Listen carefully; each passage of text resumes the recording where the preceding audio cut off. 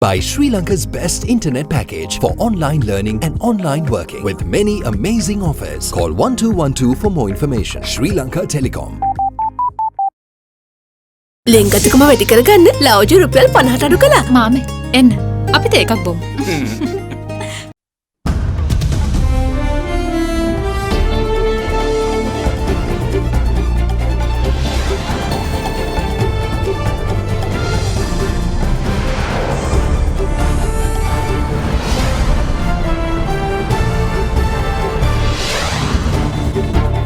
Tonight, Parliament pandemonium.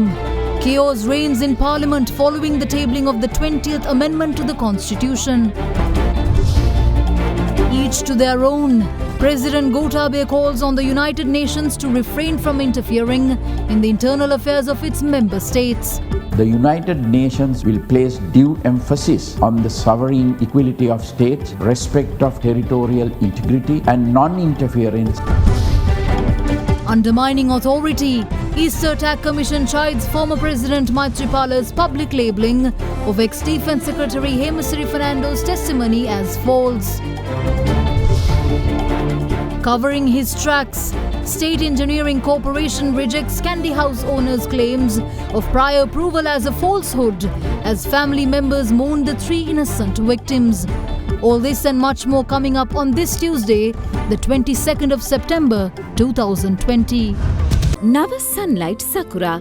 Then dikukal pavathina sakura mal suwandin. From AdaDerana, this is AdaDerana First at 9.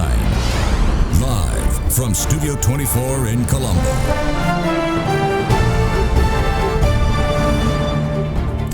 Good evening and welcome to First at 9. I'm Shanila Fernando in your top stories for tonight. The draft bill of the 20th Amendment to the Constitution was presented to Parliament today by Minister of Justice, President's Counsel Ali Sabri. Subsequently, chaos ensued in Parliament as tempers boiled over during the tabling of the draft bill of the 20th Amendment to the Constitution. Members of the opposition were seen wearing black armbands in protest of the 20th Amendment. Over 14 days have elapsed since the draft bill of the 20th Amendment to the Constitution was gazetted. Therefore, in accordance with the Constitution, the draft bill was due to be presented to Parliament this morning. Even before the tabling of the 20th Amendment to the Constitution, the government was faced with strong opposition from members of the Samagi Jana Balawegaya who participated in today's session, wearing the slogan "No to the Destructive 20." අපේ රටේ ප්‍රජාතන්ත්‍රවාදී දේශපාලන ඉතිහාසයේ අන්ධකාරම දවස විශේෂයෙන්ම උත්තරීතර පාර්ලිමේන්තුවට උත්තරීතර නොවන 20 වෙනි සංශෝධන ඉදිරිපත් කරන්නට මේ රජය කටයුතු කරනවා. ජනතා පරමාධිපත්‍ය එතන රීති ප්‍රශ්නයක් නැත. කරුණාකරලා ප්‍රශ්නේ රීති ප්‍රශ්නයක් නැහැ. Amidst objection by the opposition party, Minister of Justice, President's Counsel Ali Sabri presented the draft bill of the 20th Amendment in Parliament, following which a heated situation erupted in the chamber, with the opposition protesting the move. අංක 5 අධිකරණ අමාත්‍යතුමා ශ්‍රී ලංකා ප්‍රජාතන්ත්‍රවාදී ජනරජයේ ආණ්ඩුක්‍රම ව්‍යවස්ථාවේ සංශෝධනය කිරීම සඳහා වූ 20 වන සංශෝධනයේ තුම්පත මම ඉදිරිපත් කරනවා. දෙවෙනි වර කියවීම හෙට දිනේ එපා එපා විශ්සෙපා විශ්සෙපා එපා දැන් ඔබතුමාලා ඉඳගත්තා නම් හොඳයි අගමැතිතුමක් මොනවද කියන්නේ කියලා අහගන්න. පොයින්ට් ඔෆ් ඕඩර් බෑනේ you are shouting. පක්ෂ නායකතුමා ඉඳගන්න. අගමැතිතුමා උත්තර දෙන්න හදන්නේ. බන්දුල ගුණවර්ධන අගමැතිතුමා කතා කරගෙන යන්නේ. ගරු කතානායකතුමනි මේ රටේ යහපත් රාජපාලනය දෙස ඒක රීති ප්‍රශ්නයක් නෙමෙයි. කරුණාකරලා ඔබතුමා කතා කරගෙන යන්න. ගරු කතානායකතුමනි මම කොහොමද කතා කරන්නේ? ඔබතුමා කතා කරගෙන යන්න. ඇයි කැමරාව නැත්තේ? ඇයි කැමරා එක දෙන්නේ නැත්තේ? කතා කරන්න එපා සර් කතා කරන්න එපා කැමරා දාන්න අගමැතිතුමා බේරගමු විශ්සෙපා විශ්සෙපා විශ්සෙපා විශ්සෙපා විශ්සෙපා විශ්සෙපා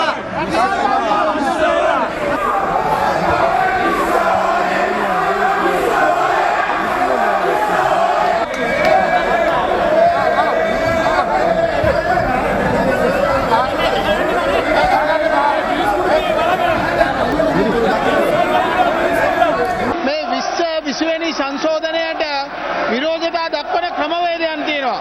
දැන් මෙයාලට පුළුවන් අධිකරණයේ පිහිට පදන්න. ඒ වගේම අනික් වික්‍රමය තමයි මෙයාලට මේක පරාජය කරන්න ඕන නම් තුනෙන් දෙකක බලයක් ලබා ගැනීම කළ යුතුයි.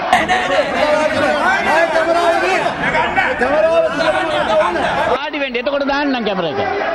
වාඩි වෙන්න.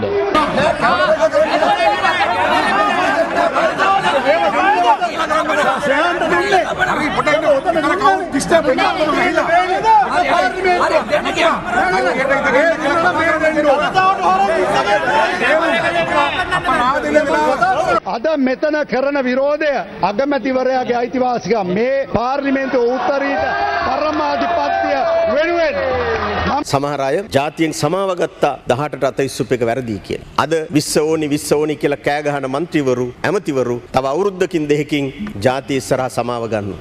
ඒ නිසා අපි ආණ්ඩු පක්ෂයේ ඇමතිවරුන්ගේ മന്ത്രിවරුන්ගෙන් ඉල්ලා සිටිනවා හෘද සාක්ෂියකට ඡන්දය පාවිච්චි කරන්න.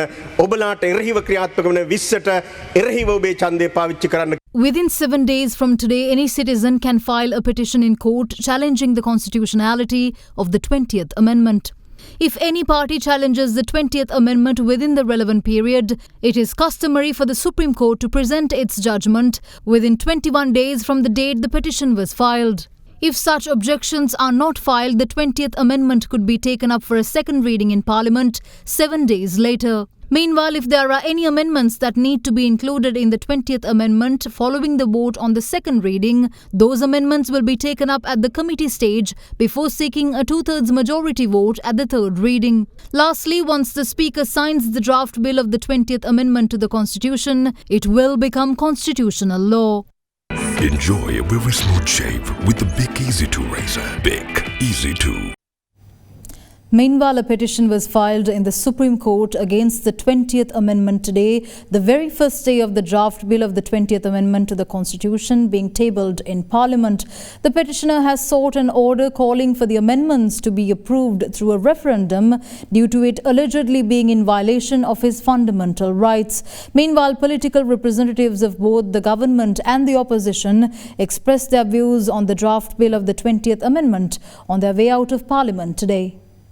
ඒක තමයි අධිකරු ජනාධිපතිතුමාට ජනතාව දුන්න බලය. අධිකරු ජනාධිපතිතුමා ජනතාව ඉදිරියට දැම්මේ මේ කාරණාව. ජනතාව තමයි කිව්වේ 19 වෙනි ආණ්ඩුක්‍රම ව්‍යවස්ථාව එපයි කියලා. ජනතාව තමයි ඡන්දය පාවිච්චි කරේ. දෙවන්ත තුනෙන් දෙක බලයක් පාර්ලිමේන්තුවට ලබා දුන්නේ. ඒක නිසා මේකේ මොනවා හරි තියෙනවා නම් විසඳගන්න ඒක විසඳගන්න අධිකරණය සහ පාර්ලිමේන්තුව කියන දෙකම තියෙනවා. තාමත් ඉදිරි වෙලා. මේ රටේ ප්‍රජාතන්ත්‍රවාදී පාර්ලිමේන්තු ප්‍රජාතන්ත්‍රවාදී විනාශ කළා. ඒකාධිපති රජෙක් පත් කරනවට විරුද්ධව අපි මේකට විරුද්ධ වුණා. අවුරුදු 30 ගණන් තිස්සේ විධායක ජනාධිපති ක්‍රමයේ එපා කියපු අය අද ජේ.ආර්. ජයවර්ධනගේ ව්‍යවස්ථාවටත් එහා ගිහිල්ලා ඒකාධිපති පාලනයකට පාර කපා. අපි දැක්ක ආණ්ඩුවේ මහින්දානන්ද අලුත්ගමගේ මැතිතුමා කියනවා 20ක් අපෙන් ගන්නවලු. ඒගොල්ලෝ දන්නවා ඒගොල්ලන්ට සැකයක් තියෙනවා ආණ්ඩුවේ ඉන්න විශාල පිරිසක් මේකට ඡන්දෙ දෙන්නේ නැහැ. කෝක දැම්මත් විරුද්ධ වෙන එකනේ ලංකාවේ පක්ෂයේ සාමාන්‍යයෙන් කරන්නේ. ඒ නිසා එයාට විරෝධය බල කරන්න පුළුවන්. ඒකට අයිතිය තියෙනවා. ඉතින් අපි විපක්ෂයේ කියන ඉල්ලීම් කරනවා පිළිබඳවත් හොයලා බලලා කටයුතු කරන්න හැකියාව තියෙනවා. ඉතින් අද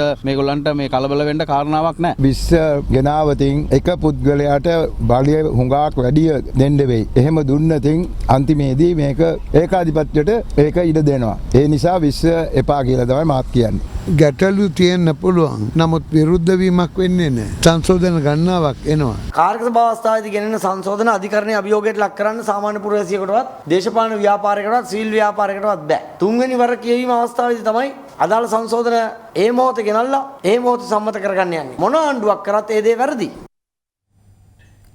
President Gotabaya Rajapaksa says that he expects the United Nations in the current global situation to avoid interfering in the internal affairs of its member states and respect their territorial integrity and sovereignty. The President expressed these views via video link while participating in the one-day conference held on the occasion of the 75th anniversary of the United Nations yesterday. A high-level one-day conference coinciding with the 75th anniversary of the United Nations commenced at 7:45 p.m. local time yesterday at the United Nations headquarters in New York. President of the UN General Assembly Volkan Bozkır and UN Secretary-General Antonio Guterres addressed the conference via video link, while President Gotabaya Rajapaksa too addressed the Assembly via video technology at around 9:45 p.m. local time. Unfortunately, the world is not what the founders of this august body envisaged 75 years ago. The world is plagued by the unprecedented COVID-19 pandemic, which has jeopardized our economies, health systems, and indeed our societies just within a few months. Sri Lanka was able to successfully face the challenge of COVID-19 through a proactive intervention. We established the National Action Committee for preventing COVID-19 even before the first patient was detected in Sri Lanka. Our approach synchronized the military, health, as well as civilian authorities of national and regional level. Sri Lanka's recovery rate stands over 90%, well above the global recovery rate. Our success story owes much to our reliance upon tracing and quarantine, which was our greatest strength. Sri Lanka has not reported a single case arising within the local society for over a month now.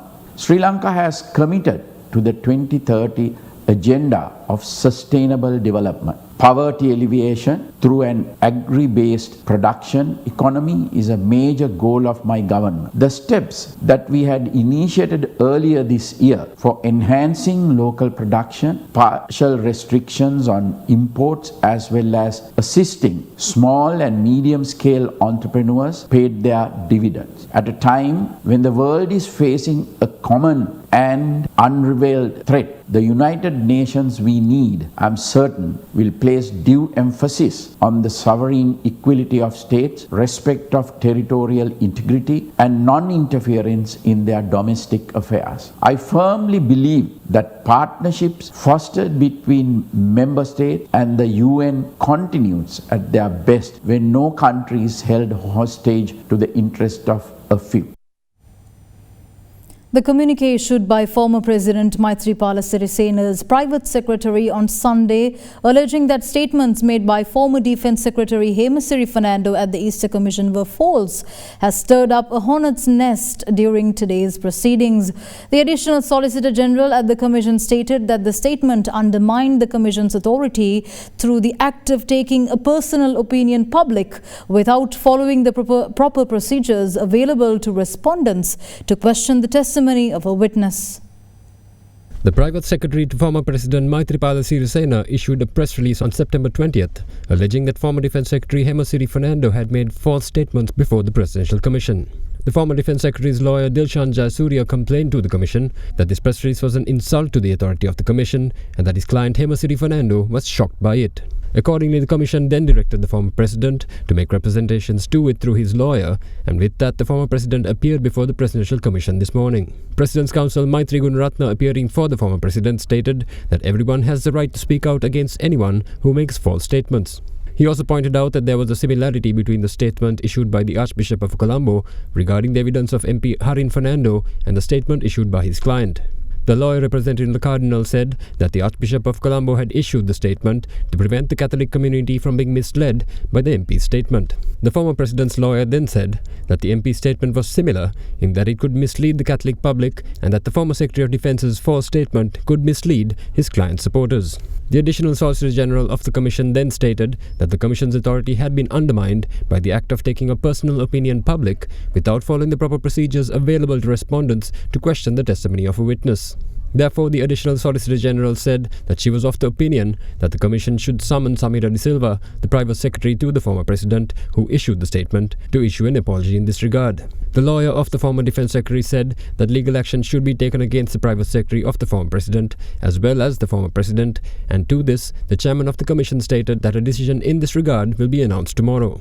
Meanwhile, former President Maithripala Sirisena was today requested by the Presidential Commission to appear before it on October 5th to testify with regards to the Easter attacks. Further, Ranil Wickremesinghe too has been summoned to appear before the Commission on October 6th. Meanwhile, former Defence Secretary Hemasiri Fernando gave evidence once again before the Presidential Commission of Inquiry investigating the Easter Sunday attacks yesterday. At the outset, Fernando was questioned by the Additional Solicitor General at the Commission as to when did the rift between him and former President Maithripala Sirisena begin. Fernando replied, although the rift began in January last year, it continued to worsen due to false information being fed to the president about me by various interested parties at the time. The additional Solicitor General then asked the witness whether the National Intelligence Coordination meeting, tipped to be held on 16th April, just days before the attack, was held under his chairmanship.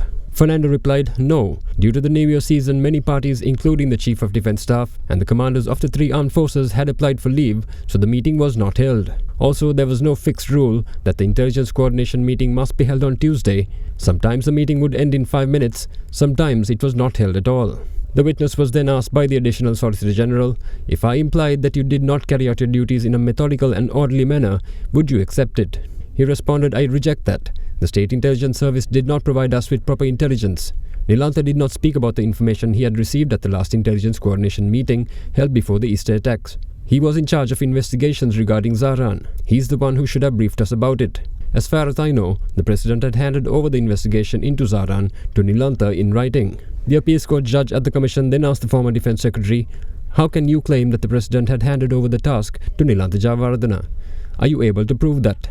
To this, Fernando replied, yes, Your Honor, I can prove it. This was told to me by the former Chief of National Intelligence, Cicero Mendes, because I was not the Secretary of Defense at the time. At a meeting of the National Security Council in 2018, then President Maithripala Sirisena had told IGP Pujit Jasundara, Pujit, you don't look into this NTJ Zahran issue. Hand over the full investigation to Nilantha. After that, it was Nilantha Jayawardena who handled all the investigations into Zahran Hashim. Following this statement, a member of the Presidential Commission, a Court of Appeal judge, asked the witness, were the intelligence services politicized? The witness replied, a certain percentage of any state intelligence service in the world is involved in politics. About 25% of our state intelligence is the same. But after the 52-day constitutional crisis erupted, the state intelligence service was 100% engaged in politics. All they did was seek out information on opposition politicians for the government's survival. They reported directly to the president. As Secretary of Defense, even I was not privy to this. More news on the other side of this break. Stay tuned.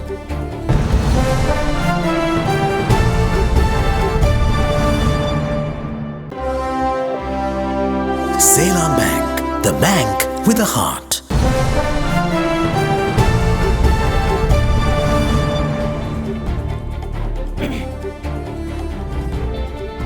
Welcome back. In more news, the State Engineering Corporation has rejected claims by the owner of the 5-story house that collapsed on Sunday in Kandy that approvals were obtained from the corporation for its construction. Meanwhile, the remains of the victims of the tragedy were brought for public viewing at a hotel owned by the couple ahead of their final rites, which will be conducted tomorrow. Further, Kandy SSP Sudatma Singha revealed that legal action will be taken after investigations are concluded within a week. A couple and their 1.5-month-old daughter lost their lives on Sunday when a 5-story house located on Sangamitta Road in Buvalikada, Kandy collapsed on top of their own home located on the incline just below it. The remains of the duo, Chamila Prasad and Achala Ekanayaka, and their 1.5-month-old daughter Onela were brought to the premises of a hotel owned by them last night for their final rites, which will be held at the Mahayava Cemetery in Katugastora tomorrow.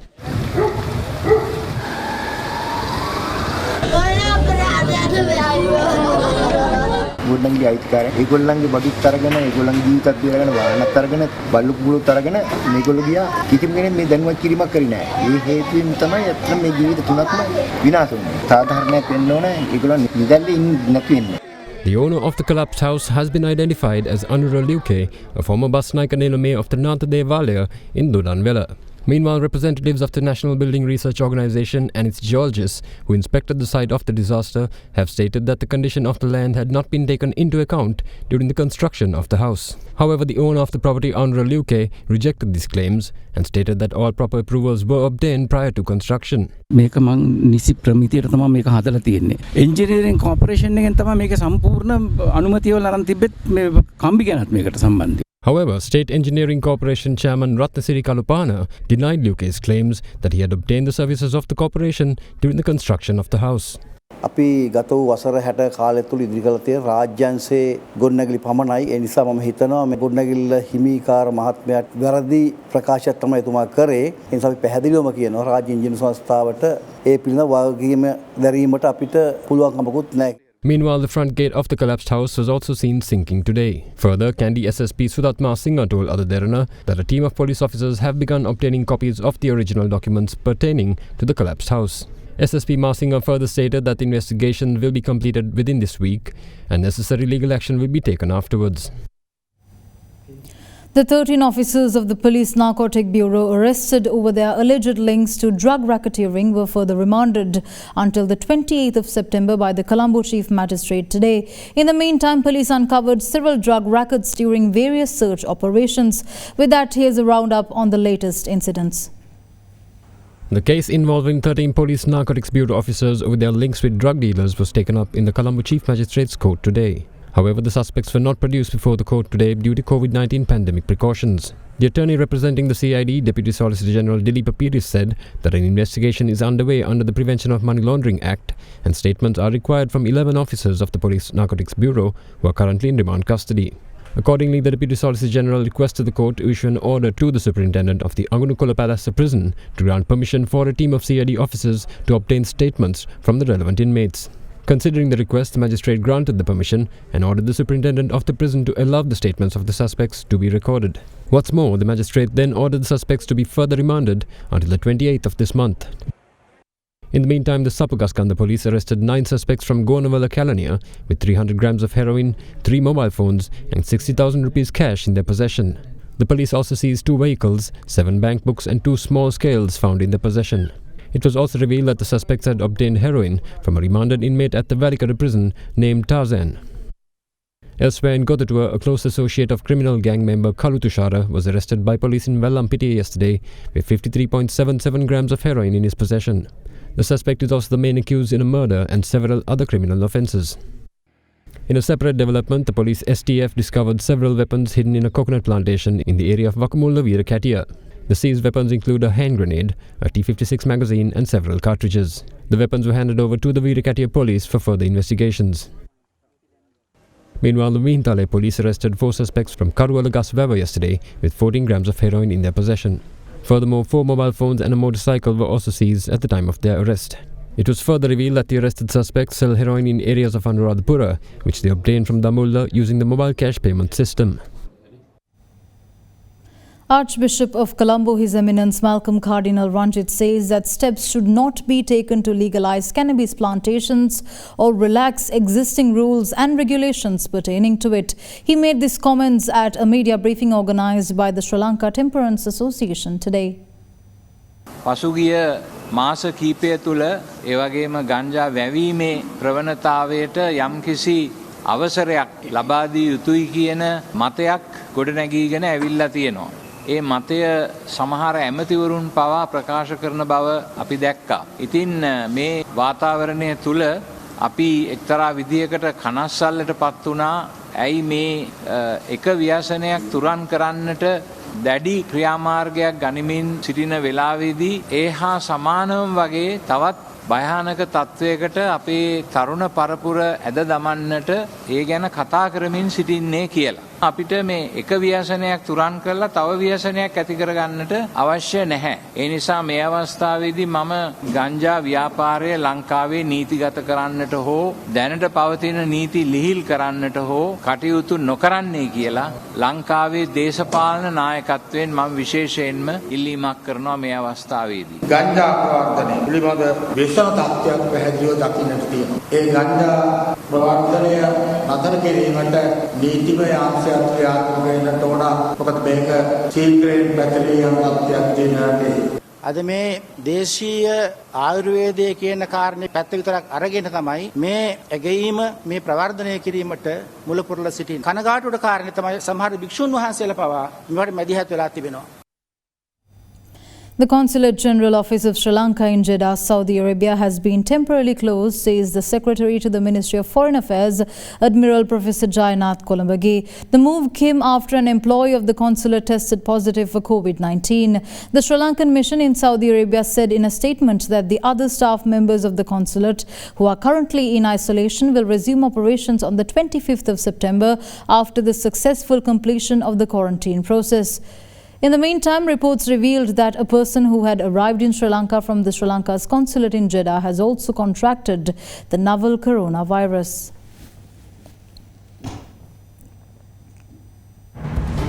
We'll join you after a short commercial break. Stay tuned.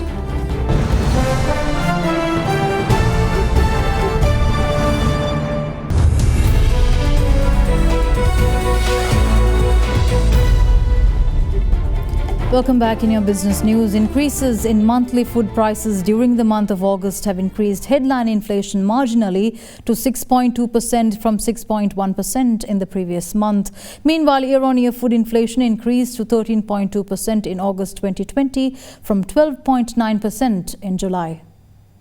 Headline inflation, as measured by the year-on-year change in the National Consumer Price Index, increased marginally to 6.2% in August 2020 from 6.1% in July 2020. This was driven by the monthly increases in prices of items in both food and non-food categories.